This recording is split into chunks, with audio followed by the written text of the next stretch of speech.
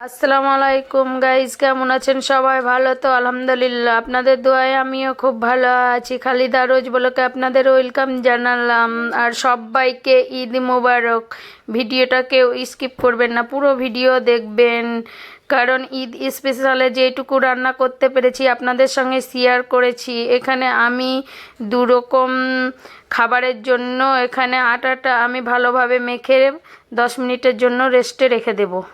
মাখা হয়ে গেছে। এখানে ওপরে ও নিচে তেল দিয়ে আমি 10 মিনিটের জন্য রেখে দেবো। এখানে পায়েস করবার জন্য আমি চালটা ভালোভাবে ধুয়ে নিয়েছি। এবার হালকা করে ঘি মাখিয়ে নেব। ওইদিকে আমি চুলোর ওপর হাঁড়ি বসিয়ে দিয়েছি, পায়েসের জল দিয়ে বসিয়ে দিয়েছি। এখানে চালটা আমি দিয়ে দিলাম। হালকা জল দিয়েই প্রথমে আমি সিদ্ধ করে নেব চালটা, তারপরে দুধ দেব। এখানে আমি চিকেন নিয়ে নিয়েছি। চিকেনটা আগে থেকে মিক্সারে পিষিয়ে নিয়েছি। এখানে সিদ্ধ আলু ও পেঁয়াজ আমি এখানে ঘষে নেব। আপনারা পেঁয়াজটা দিতে পারলেও দিতে পারেন, না পারলেও না পারেন। এখানে একটা পুর তৈরি হবে।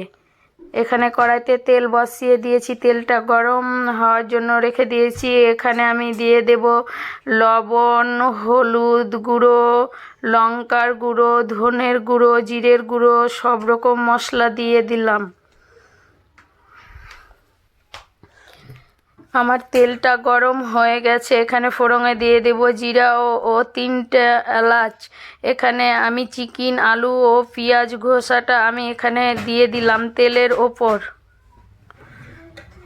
এখানে ধিমা আছে, ভালো করে নেড়ে চেড়ে আদা ও রসুন দিয়ে দিলাম। এটা বেশিক্ষণ করার দরকার নেই, কারণ আবার ভাজা হবে। এখানে গরম মশলা, মিট মশলা দিয়ে দিলাম আমি। দেওয়ার পরে এখানে পায়েসে এলাচ, কাজু, কিশমিশ, অনেকটা চালটা সিদ্ধ হয়ে গেছে তাই আমি এগুলো দিয়ে দিলাম। এটা আমার তৈরি হয়ে গেছে, তার জন্য মাঝখানে অল্প করে তেল দিয়ে একটা ডিম দিয়ে এটাকে ভালো করে নেড়ে চেড়ে নেব। 10 মিনিটের মতো নেড়ে চেড়ে নিলেই আমার এটা পুরটা পুরো তৈয়ার হয়ে যাবে।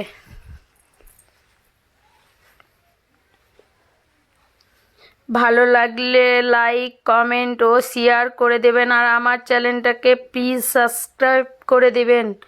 গাইজ, কে কোথা থেকে দেখছেন প্লিজ কমেন্টে জানাবেন। আমার পুরটা পুরো তৈয়ার হয়ে গেছে, দেখুন কি সুন্দর। এখানে ডাল পুরির জন্য আমি ডালটা পিষে রেখেছিলাম। এখানে মশলা দিয়ে দিলাম শুকনো লঙ্কা, কাঁচা জিরা, এলাচ, গোলমরিচ, লবণ। পিষে মশলাটা আমি ভালো করে পিষে ডালে মাখিয়ে নিলাম। এখানে বড় সাইজের একটা রুটি বেলে নিয়ে পুরটাকে ভালোভাবে চামচ দিয়ে এইভাবে করে, আমি যেইভাবে করছি এইভাবে করে দিবেন।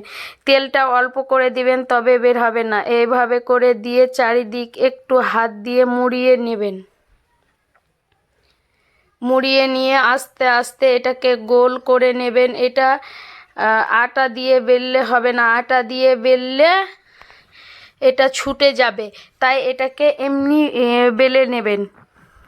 দেখুন কি সুন্দরভাবে আমার এটা বেলা হয়ে গেছে এবং লেগেও গেছে। এটাকে এবার একটা ছুরির সাহায্যে আমি গোল গোল করে মিহিভাবে কেটে নেব। এইভাবে সবগুলো আমি কেটে নেব। আপনাদের যদি মনে হয় ভিতরকারটা বেরিয়ে যাচ্ছে, তাহলে শুকনো আটা দিয়ে এইভাবে করে একটু মুখটাকে মুড়িয়ে দেবেন। এখানে আমি ডাল পুরিটা দেখাতে পারিনি, কারণ ভিডিওটা অনেক বড় হয়ে যাবে, তাই পুরো একবারই বানিয়ে আমি দেখাবো। এইভাবে পুরো সবগুলো বানিয়ে নেবেন।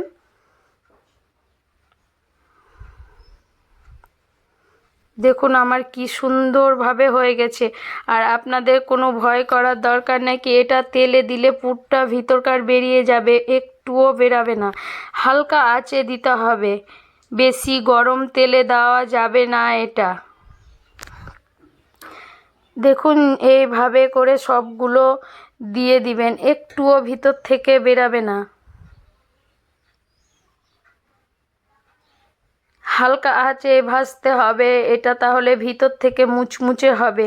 দেখুন আমার কালারটা কি সুন্দর চলে এসছে, ভালোভাবে ভাজা হয়ে গেছে। এইভাবে আমি সবগুলো ভেজে নেব।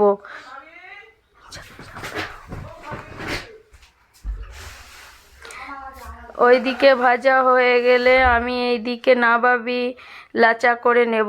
লাচাটা প্রথমে নিয়ে আমি ওপর থেকে শুকনো দুধ, আমল দুধ ছড়িয়ে দিয়ে আমি কিছুটা চেরি ফল কেটে ওপর থেকে দিয়ে দিলাম। তারপরে গরুর দুধ দিয়ে আমি এটাকে কাজু ও চেরি ফল দিয়ে ভালোভাবে সাজিয়ে নেব। এটা 10 মিনিটের জন্য ঢাকনা দিলেই নবাবী সামাই তৈয়ার।